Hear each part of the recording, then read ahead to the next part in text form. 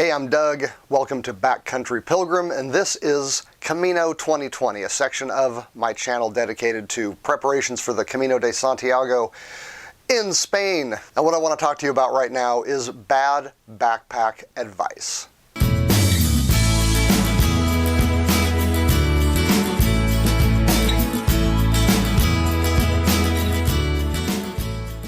All right, one of the most often asked questions that I see on a lot of Camino forums is, what size backpack do I need? Now, oftentimes it's important to note that the actual advice being given is not necessarily wrong so much as it can be misleading because of terminology or just a misunderstanding of the way backpacks are sized and rated. So quickly, I'm just going to go over some objective facts about backpacks, manufacturers, and how sizing and that sort of thing works so that you won't be confused by the different advice you might be given. Okay, one of the most important things to understand about backpack sizes is that there are at least two different things that people mean when they talk about backpack size. Usually what people new to backpacking mean by backpack size is basically just how big is the pack.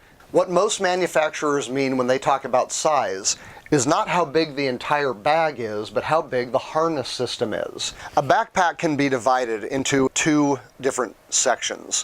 One of them is the bag itself. This is what carries your gear. And the other is the harness system, which puts the bag on you and keeps it there. So for example, if you go onto the Osprey backpack site, there are usually different sizes for any given model. What you will notice is that when you click on size and fit, you don't go to a chart that tells you how big the bag is. You go to a chart that refers the size of the harness to your torso length.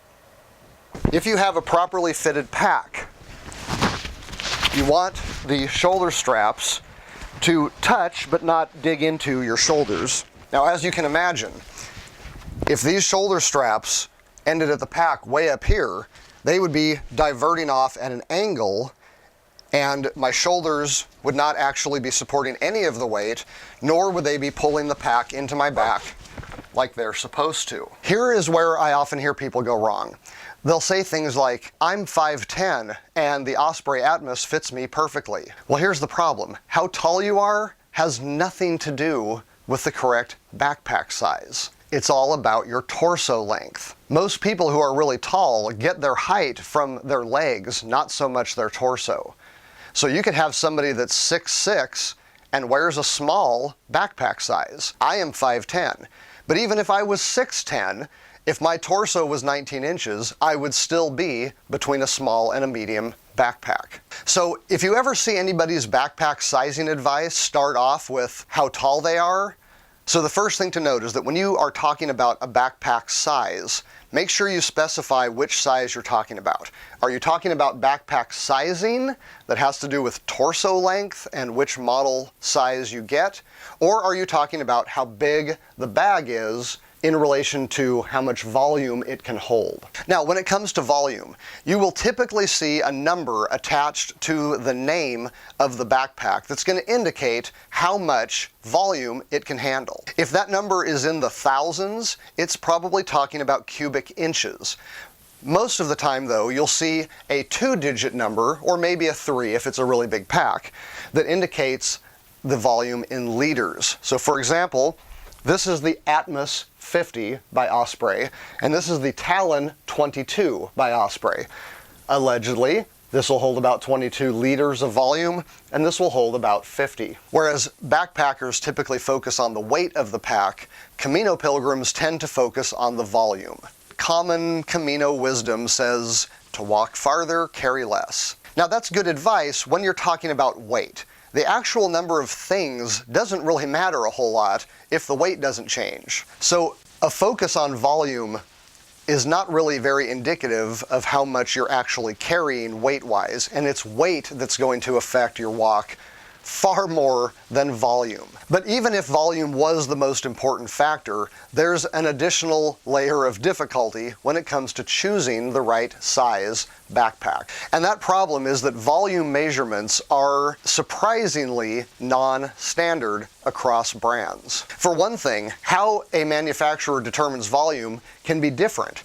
So for example, the Atmos 50 has lots of stretchy pockets on the outside. It's got pockets on the belt. It's got a lid that is removable. There are a number of ways that I could calculate the volume of this pack. Is it just what goes in the pack?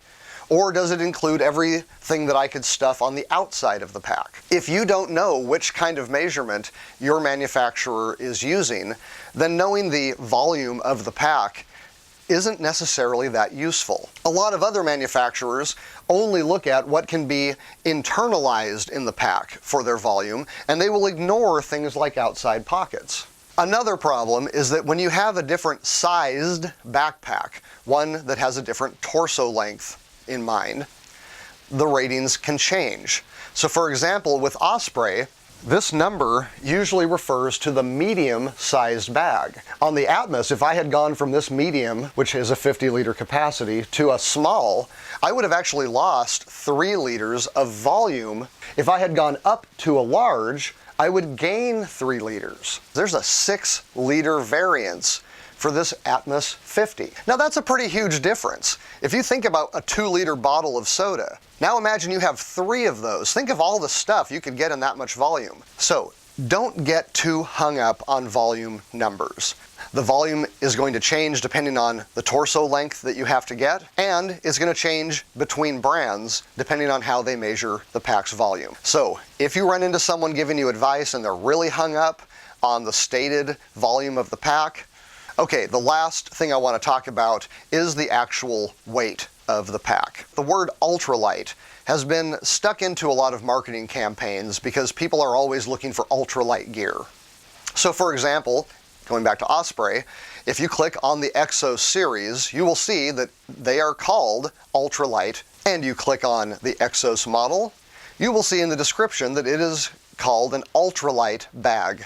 Now the interesting thing is that the Exos series comes in at about 2.5 pounds. In the backpacking community, a backpack that calls itself ultralight really needs to be down in the 1 to 1.5 pound range. Because in the ultralight backpacking world, you've got guys that are trying to get down into the single digits for their base weight. However, in the more standard backpacking world, a backpack that weighs 3 or 4, 5 pounds is not at all unusual. So, calling the Exos something that weighs 2.5 pounds ultralight isn't really going to raise a lot of eyebrows outside of the ultralight backpacking community. Keep in mind that just because something says ultralight, that can mean different things by different manufacturers.